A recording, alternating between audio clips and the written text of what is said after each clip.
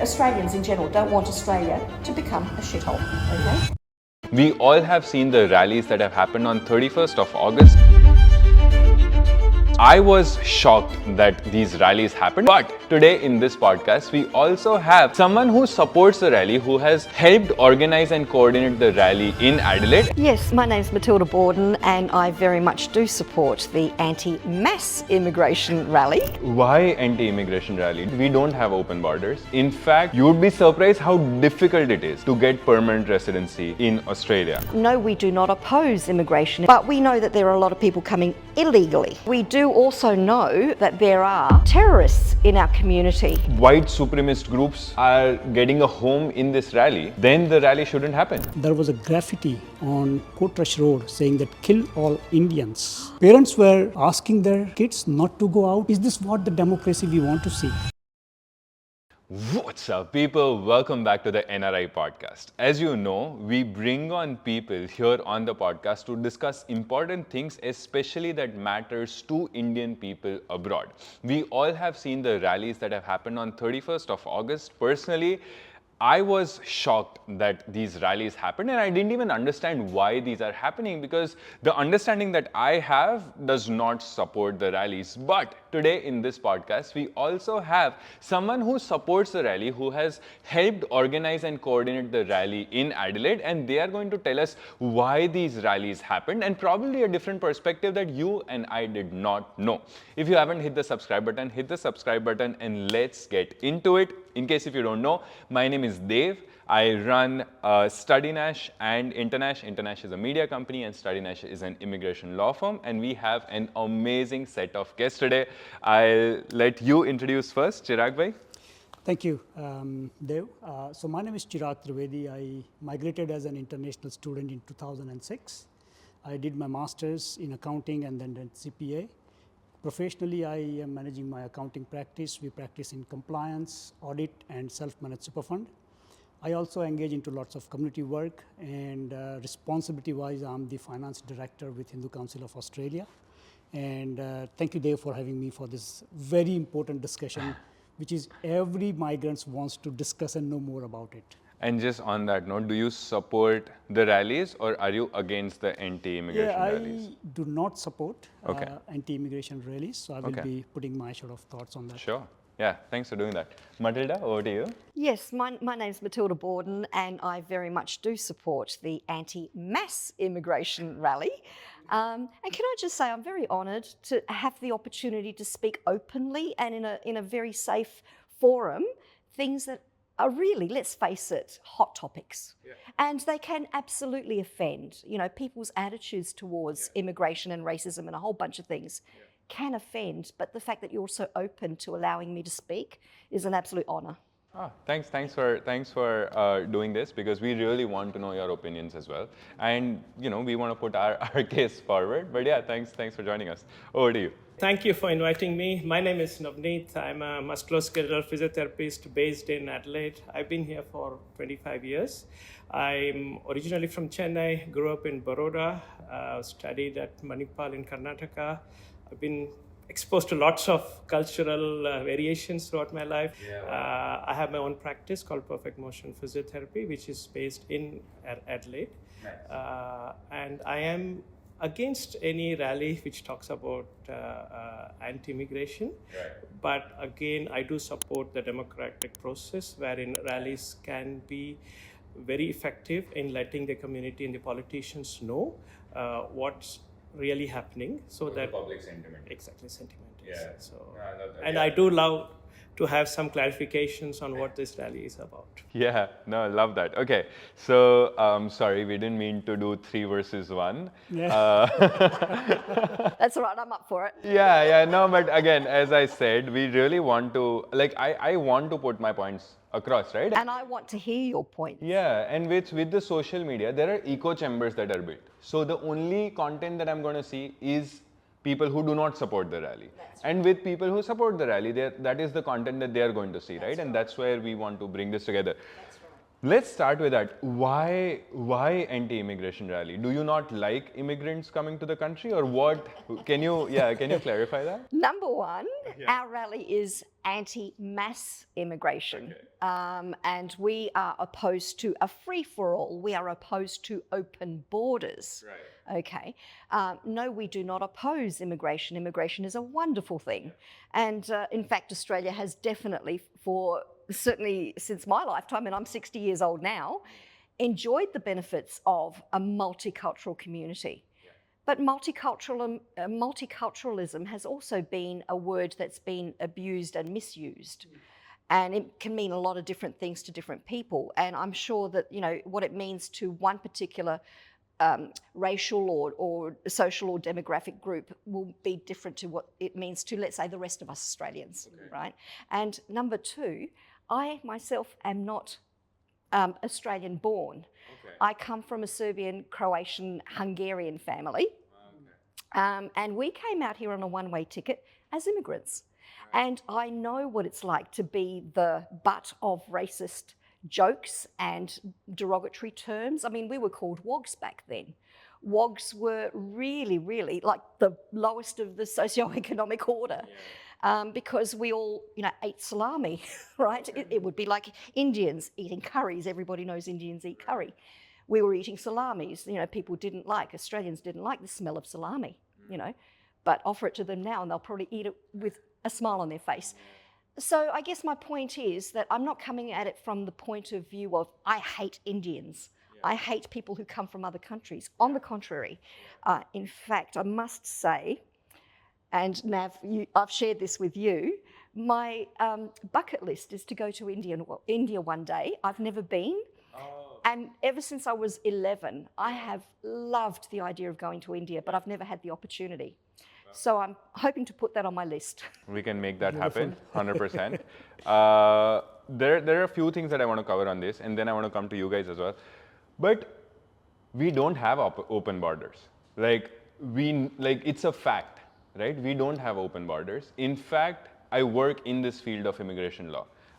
I run a migration consultancy, and you would be surprised how difficult it is to get permanent residency in Australia.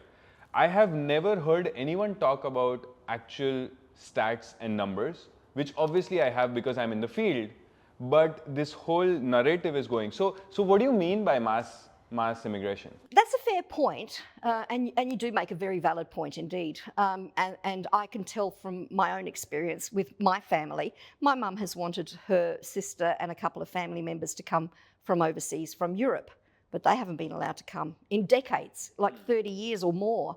They haven't been allowed to come out here to Australia. There hasn't been the opportunity, even on a tourist visa, to come and visit for a couple of weeks. So you are absolutely correct in that regard. But we know that there are a lot of people coming illegally, without going through the proper process, without going through, the checks and balances. We do also know that there are terrorists in our community.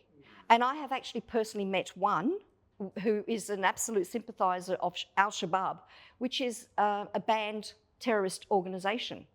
And this individual was actually playing, the parent was involved with my son's soccer club a great many years ago. My point is, we do know that there are terrorists in this community, and this is what the ordinary Australian is fearful of. And unfortunately, when we have that kind of open borders, as I would call it, the illegal immigrant being allowed to come here and terrorise the community or be in the community among us, that causes, I don't think it's an irrational fear of who else is in the community that we can't trust.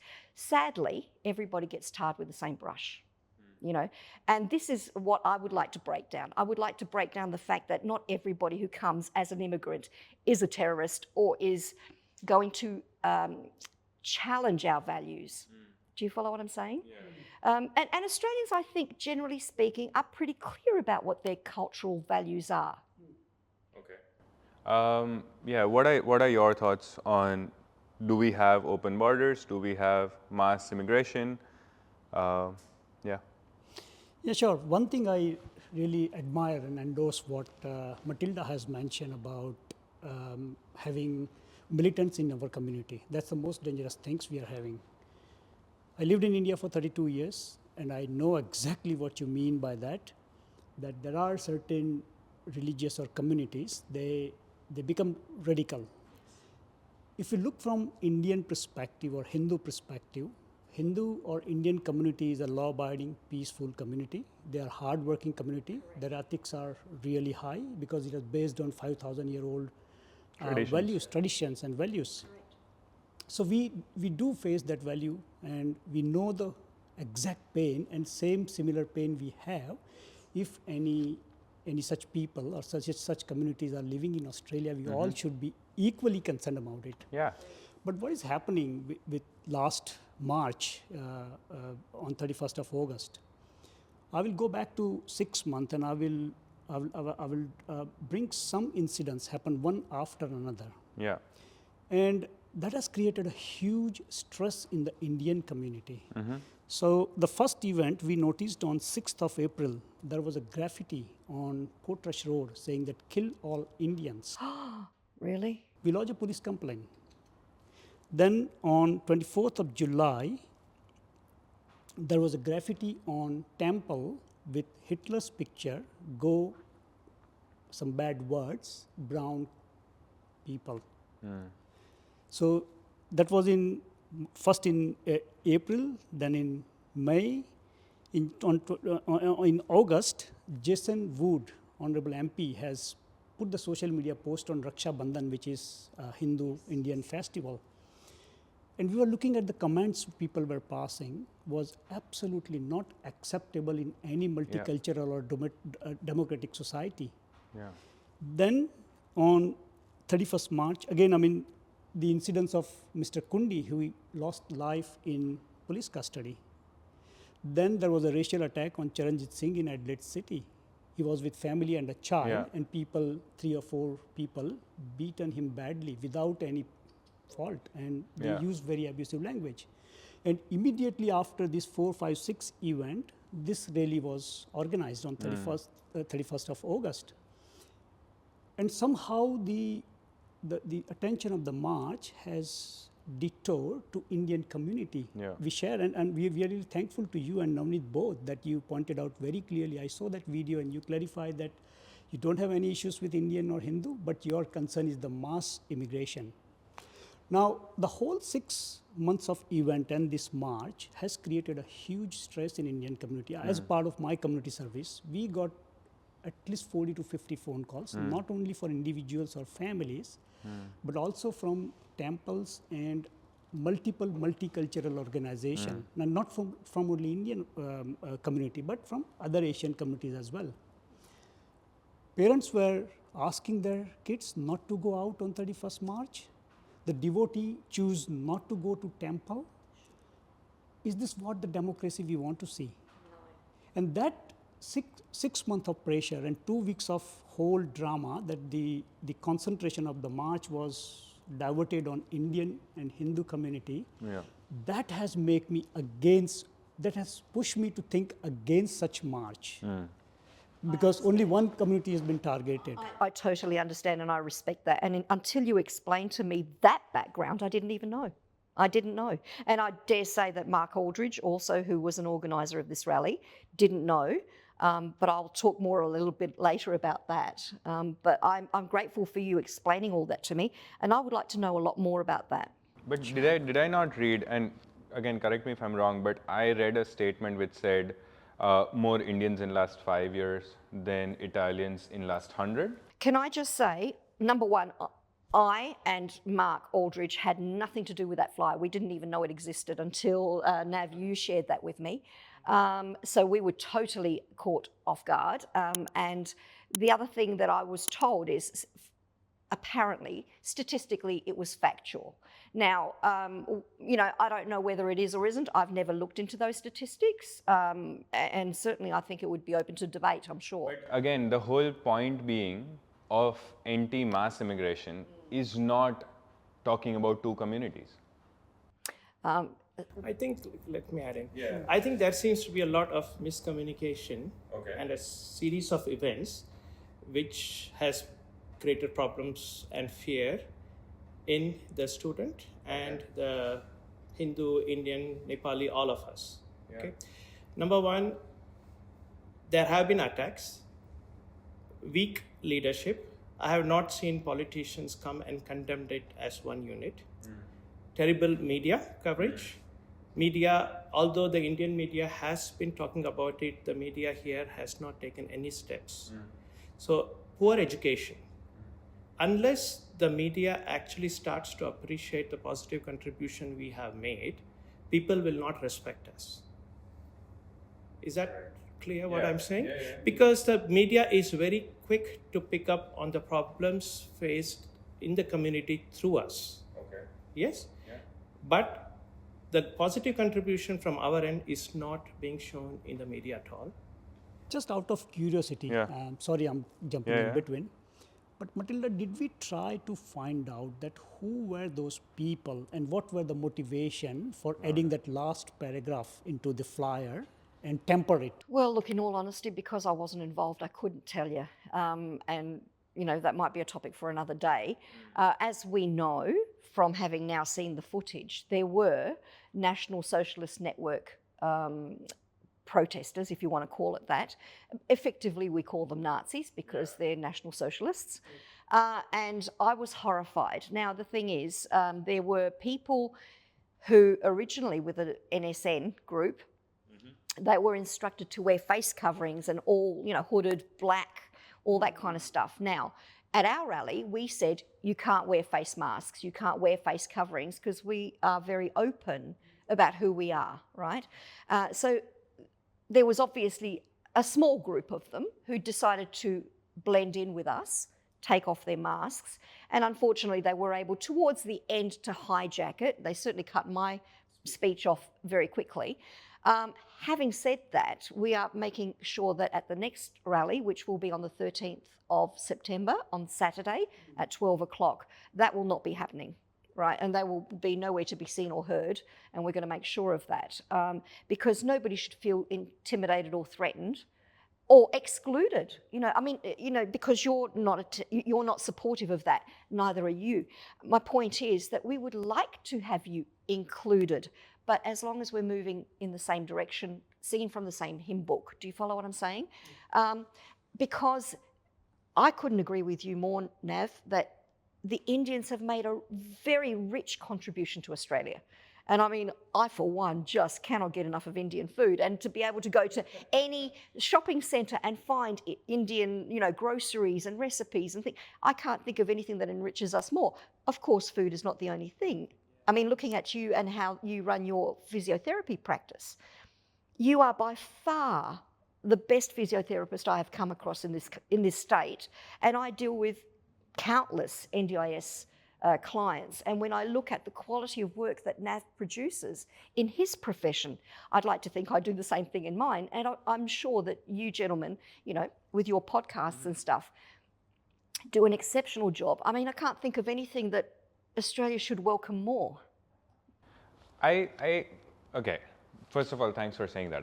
I'm glad that somebody's acknowledging the efforts that Indians are taking. My opinion is that this rally is giving home to the group that you just mentioned, and that is increasing extremist views in the society. Because, well, there might be great intentions and right intentions to tell the government or put forward their point. But if something that is extremely racist, white supremacist groups are getting a home in this rally, then the rally shouldn't happen. They didn't get a home with our consent and our permission. And in fact, if you watch that video, you'll see that we pulled the mic on them. And we did ask police repeatedly to have them removed off the stage and taken away.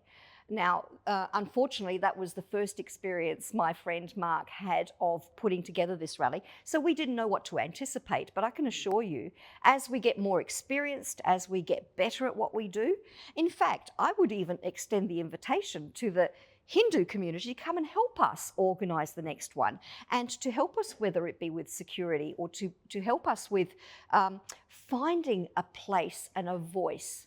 And maybe even invite a speaker who might like to speak at our rally and explain, educate the rest of us. I'm sure you would be abundantly welcome. I'll make one point, and we had this discussion that we should join rally because we are Australian. We do have an equal right to say that yes, we don't need mass immigration.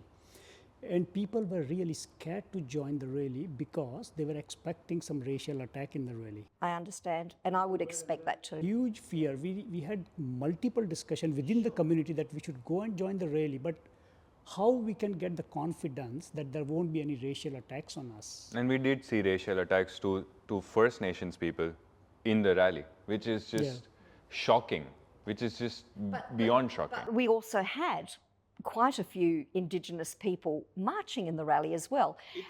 Here's the thing, but the right cannot take away the wrong. That is the point that I want to make. That we cannot justify the wrong that is happening here. Oh, on the contrary, I don't think I'm justifying whatsoever.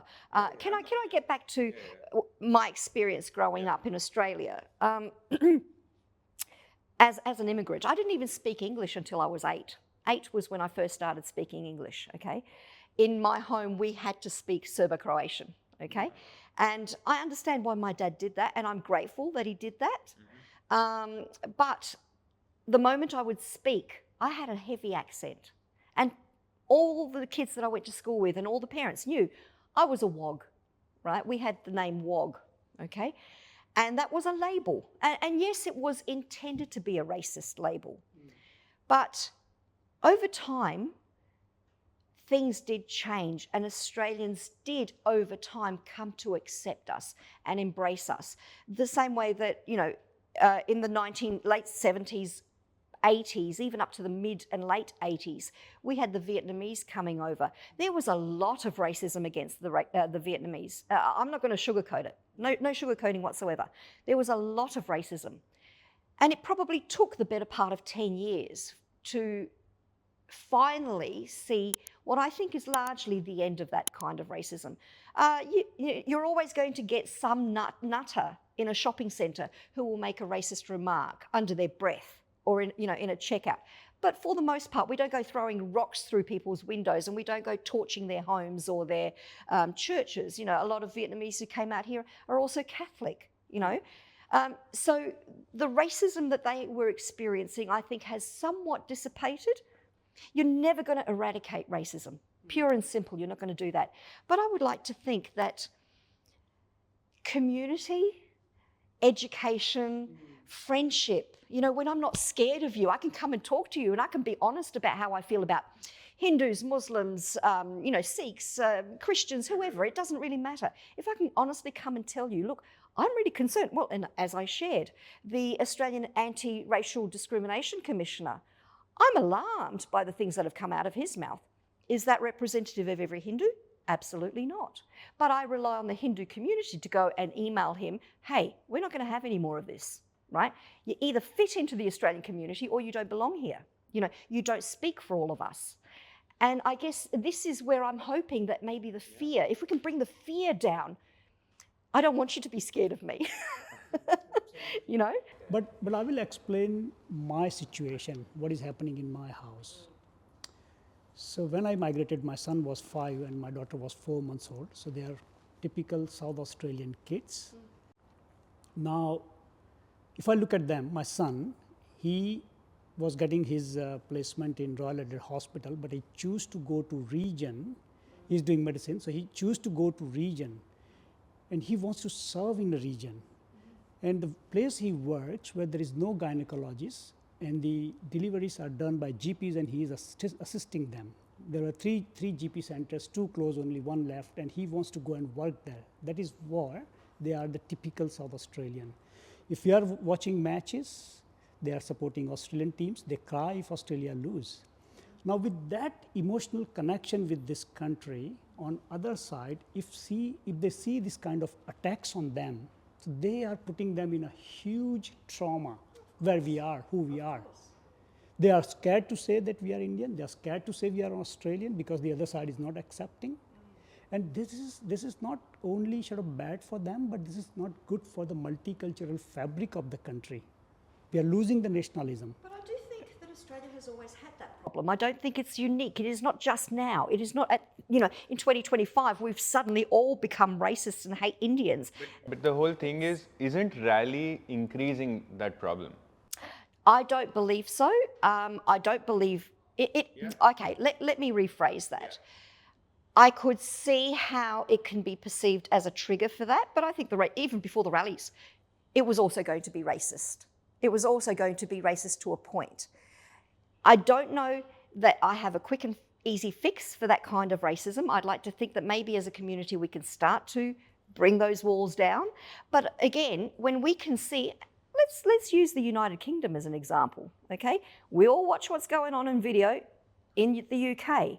Can we not see the rising of the Irish in particular against their government and what the government has done to change the complete fabric of the UK? I don't know about you, but I would not want to be a British citizen because we know what's going on. Safety is an issue. Absolutely. For the British, for the, for the Brits themselves. And here in Australia, we can see that we're only maybe a year or 2 or 3 away from that. Do we want to become what the UK is today? I'd say no. But I think also the Indian community would say no. I don't think the Indian community would want what we see going on in the UK. So that's what we're protesting. That is the type of immigration that we are protesting. Having said that, I do think that everybody should be allowed to come and take advantage of the wonderful opportunities Australia can offer. And I hope and pray that your son can find some peace and comfort and a place where he can feel safe to be the best practitioner he can ever be and to raise his family, because I've no doubt that he's going to make a wonderful contribution. But again, if we're always going to be tarred by one brush. You know, those of us who are protesting, we're being tarred with the brush of being Nazis. I can assure you, my family fought Nazis. My ancestors in Europe fought Nazis. We fled away from communism to come to Australia because that is not what we want. We're all tarred with that brush. Am I afraid to walk the streets? Personally, I've never been afraid of much of anything at all. But you know, I think as I get older, I probably would be a little bit more cautious. I don't know if I'd necessarily wander Hindley Street. There would be places where I wouldn't want to walk. Yeah, fair. Do you know what I mean? Yeah. So coming back to the rally, right? Because I really want to focus on that. If you had to give us reasons, let's say 3 reasons why this rally is happening. First you mentioned was mass immigration. Is there any other reason why this rally is happening? I think that's probably the single most. Oh well, actually no. This next upcoming rally will be not just about the mass immigration. It is also about corruption. It is also very much about corruption. For example, the young boys that were bashed or assaulted. What's happening with the offender, right? What's happening with the rule of law? I don't doubt that everybody who has come here to Australia from your communities would have come here thinking it's maybe safer than it is in India, that there may be a little bit less corruption than there is in India. We know that the Indian government is absolutely saturated with corruption, right? I'd like to think that maybe we could restore the rule of law, but we see here that not everybody is treated equally. The protest on the Sydney Harbour Bridge where you could burn the Australian flag, right?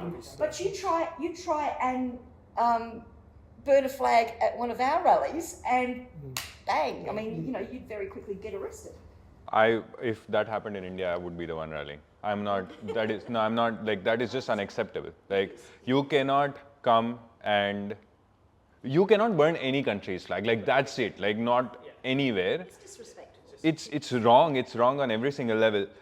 However, I cannot justify the rally. I cannot justify the rally because of the repercussions that it has, and as a community. For example, when somebody who goes to India, let's say they're not Indian and they visit India. For example, when you go to India, I literally want India to be so much safer for foreign nationals, right? Now, India is a different world in itself, right? There are different rules, and again, every country has their way of functioning and stuff. But as an Indian, I feel responsible for foreign nationals as well.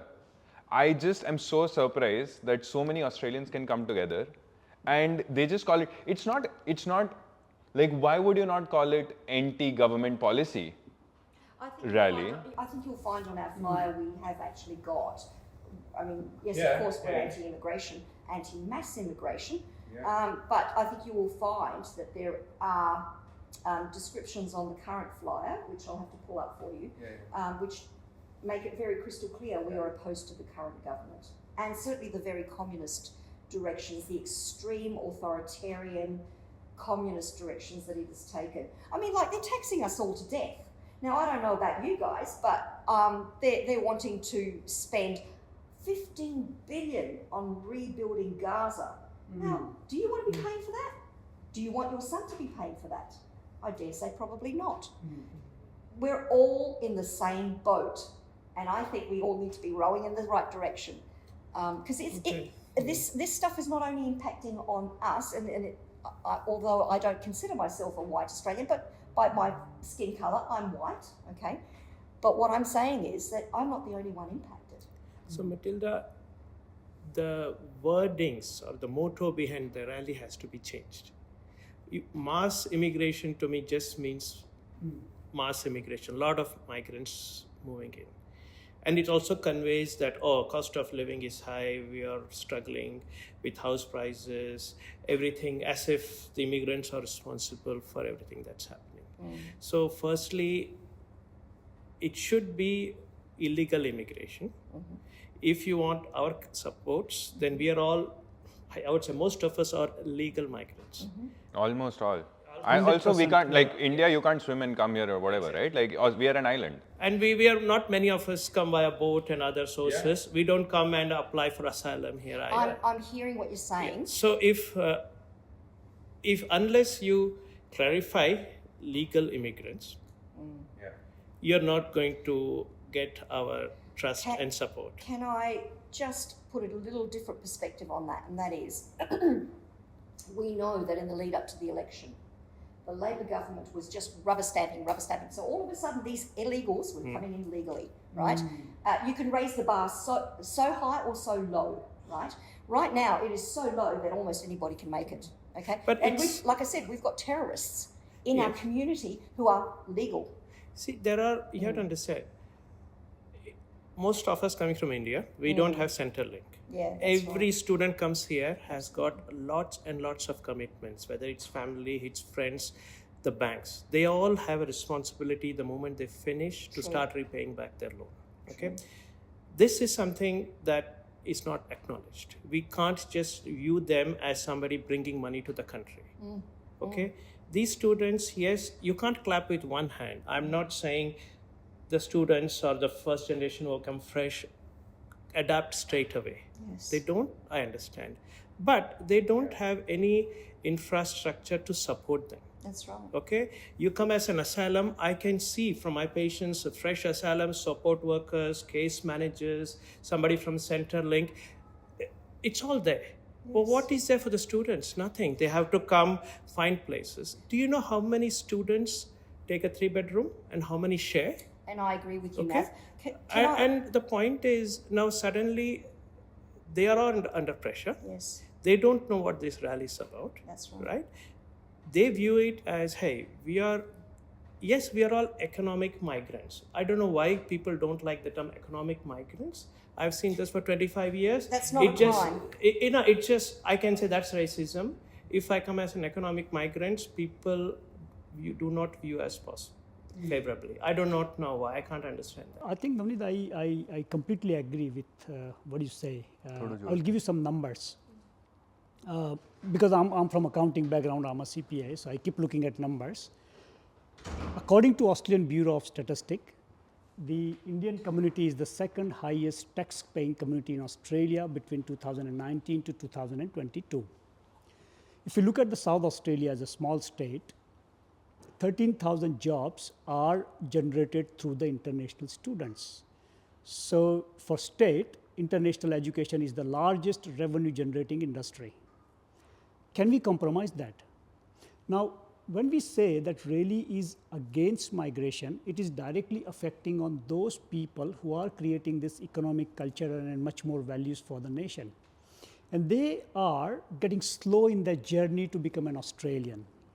So if, I agree with what Navneet has mentioned, that we may change some sort of tagging of the really by saying that safer Australia or legal migration in Australia and safe Australia will definitely give confidence to multicultural migrant community. Because I think I was listening to one of the political leader. He did mention very well that only 2% South Australian are indigenous community and rest 98% are migrants. I think South Australian Premier also said it, something like that. Yeah. So if you say that it is anti-migration or anti-mass migration, two things happening. One, that it is putting a negative impact on legal migrant and honest and ethical people. Second, that the people who has got personal grievances or personal issues with any migrants, Or just their a frustration racist. comes out Yeah. and they get the platform and reason to do unwanted things, kind of racism or racial attacks. So we really need to think seriously that do we need to give same name for the rally on 13th of September, anti-mass migration, or something different which is more meaningful? I think this coming rally that they've titled it the anti-government corruption rally specifically. I think that's what they're targeting this time around. But again, how will it be perceived? That's the issue I'm bringing I up. understand. Because it has to be perceived the right way. That's a key thing. We I need to don't feel think safe. anybody's going to sugarcoat the fact that we have a very corrupt government. And I guess, I am listening to what you're saying about, the messaging and, maybe changing the messaging and how we do that.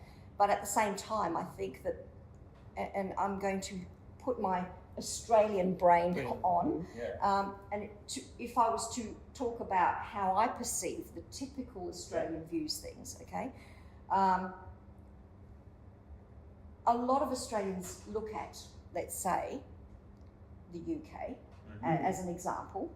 Oh, in certain parts of America, whether it's Dearborn and there's a whole, California, I mean, my goodness, Seattle, you just have to look at some of those states to see what we would describe, to use a crude term, it's a shithole, right? Australia doesn't want, Australians in general don't want Australia to become a shithole, okay?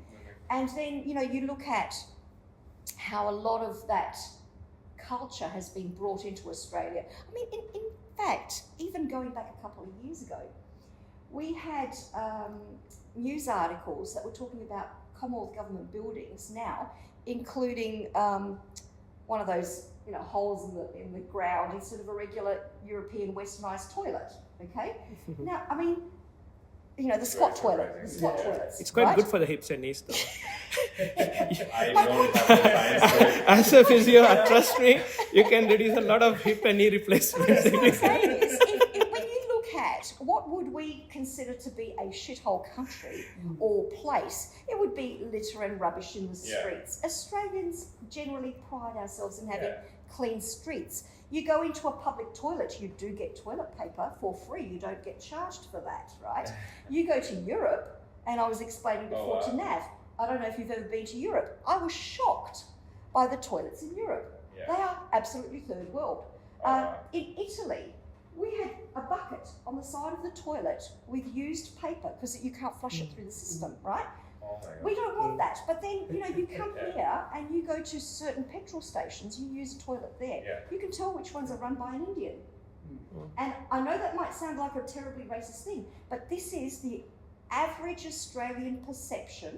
You go into a toilet and you can tell which one is run by somebody who values the Australian, system of hygiene and cleanliness and all that kind of stuff, and somebody who doesn't.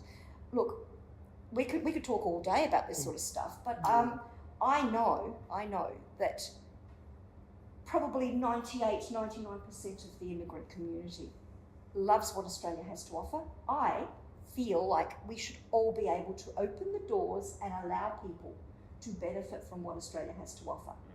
But again, we do need to take some degree of caution. If you go ahead and just accept anybody, that's where people start to get fearful, people start to close their doors. There used to be a time when I could keep my doors open 24/7 and nobody was ever going to come in. Don't we want to go and live in that environment where you don't have to worry about your son being bashed out on the street?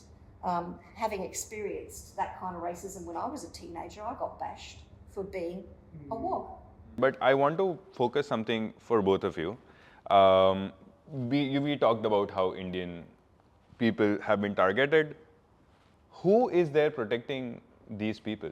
Like, for example, something happens. Because again, it's a job of a government, but at the same time, there is some responsibility of community leaders as well.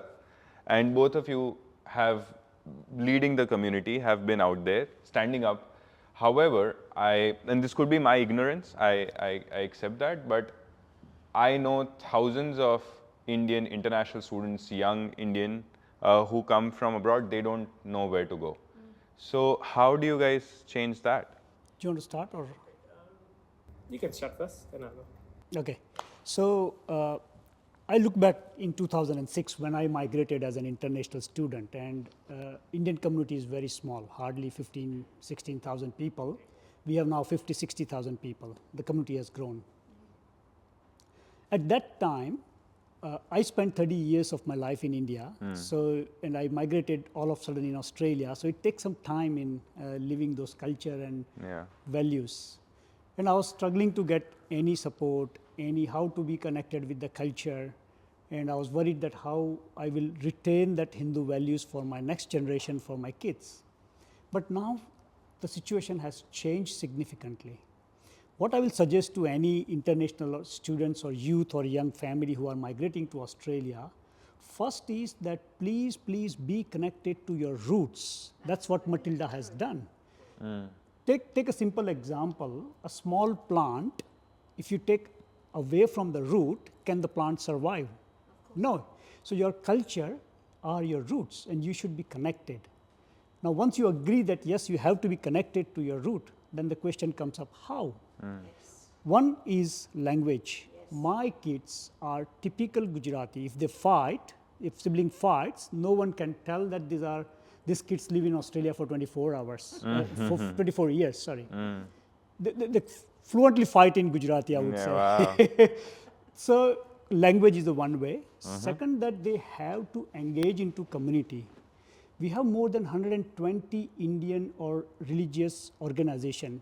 We have association from every state. We have association from Tamil background, Telugu background, Punjabi, Gujarati, Marathi. If you engage then first benefit is that yes, you are connected to your culture and your values. Number two, in case of any problem, personal or community or racism or racial attack or anything, this all organization should be very happy to help. I'm associated with Hindu Council of Australia, and we get 6 or 7 complaints every month. But I will add one more thing, why Australia need migrants. So if you look back the COVID period, the 2 years, the Australian government has completely locked the borders and there was zero migration. During that period of the 2 years, the Australian population growth was negative. Because Minus 88,000. Yeah, minus 88,000 People, population growth. So the effect of that was directly on the Australian economic growth because there was no workforce. Yeah. I know my industry in public practice accountants, around 50 to 60% accountants has set up their back office or bookkeeping processing center overseas because they were not getting people to work.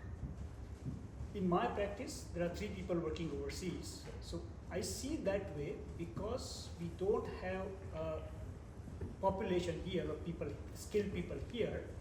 3 jobs has been transferred to overseas and Australia is losing that 3 jobs. And I know at least 15 to 20 practitioners, they have set up their own bookkeeping back office processing center either in Philippines or India, and everything is outsourced. And now over the time there is no jobs for bookkeepers or the junior accountants at all in Australia. So over the time, if we do not have the migration, a skilled migration, a legal migration, then we are short of people, and people will start outsourcing, as well as people will start moving to AI, and we are creating absolutely mass for the country. It will affect on the economic growth, it will affect on everywhere. I might challenge you a little bit on that one. I don't entirely disagree, but listening to the nurses, for example, let's talk about the COVID period of lockdowns and mandates and so on. Australian nurses were forced out of the health system, right? What do you mean forced out? Sorry, Well, I don't because a great many would not take vaccinations, right? A great many would not do the swab tests and so on. Now, can I say this is where Australians are uniquely maybe on their own, and it would have been wonderful to have, let's say, Hindu health practitioners doing much the same thing and basically resisting the mandates and the lockdowns. That's not consistent with Australian values, right? Forcing people to have vaccinations or forcing people to wear masks is not an Australian value, right? But we saw how corrupted the system became, okay? So a lot of these health practitioners were forced and then replaced by Indian, nurses, doctors, etc. This isn't about the quality of care, and I'm not suggesting for an instant that the medical training of Indian doctors and nurses is inferior. I wouldn't know. I'm not a health practitioner, I never have been. But all I can say is there's a lot of resentment now in the Australian community of people who lost jobs to Indians who have come here. And would we find Australians to replace them? Maybe, possibly, but we won't know until... Having said that, this is still, let's go to the core of the issue, right? This is not, Indians are not willingly taking up the job. It is the policy that is. And this is what I have At said. that point, if Indian health If Indian professional wasn't has there. not worked tirelessly, then the community was at... And we saw that, right? Why did we suddenly take away the caps of number of hours international student can work? So that Australian community can stay safe. And these international students, foreign nationals, can stay on front line and potentially risk their lives. Right? And Most of them didn't have job seeker at that time either. none of them had it, but it's more like it's like, well, you risk your life so that people who are citizens here, and that Australians could be anyone, right? That comes back again to positive reinforcement of what we contribute. Even if let's go to cricket, we can't have a conversation without cricket somewhere involved. But if you just look at the way the media portrays India, okay, an Australian player can go to the UK and make money, not a problem. If they go to the IPL and make a lot of money, the media is very concerned. How come there is so much there? Suddenly, they have a lot of problem with India because the Australians are going there to make money. If you look at that, just from overall, to me, that still seems racist, isn't it? Some countries you're very jealous, some countries you're not jealous. Some countries are your trading partners, so you won't offend them. Some countries you can offend them. So going very back to the biased. rally again, the point would be, okay, if a small population is hijacking your well-intended rally, that's something we all have to work on and educate the community. The leaders, the police have to take such strict action for the benefit of the wider community, and the media should actually highlight the positive benefits you're trying to create. That's what should be the end conclusion of what. That would also require multicultural people to speak as well. I think I had seen a lot of it wasn't very multicultural, at least the people that I saw speaking. Can I add to that? The thing that I absolutely love, respect and appreciate about the Hindu community very specifically is that in your culture, you call me your sister. Yes. I can't think of anything that I adore more than to be called sister. Do you know what I mean? To me, it's such a sign of respect. And I think, if we as Australians probably need to project some of that respect back. And I would love to, be more involved in helping include the Hindu community, Indian community even more broadly, in what we're trying to do to maintain the Australian culture and certainly introduce a lot more tolerance. I love that. Beautiful. I think that's a very good note to end the podcast as well. Again, I highly, highly appreciate you guys sharing your views candidly. Again, there is just something that we can learn. Hopefully, you got to learn new things as well, new perspective, and just understand why thing is happening and what it is happening. But thank you so much for joining for the podcast. I really appreciate this, and we definitely keep the conversation going. So I haven't offended anybody. Thank you. Thank you. Thank you.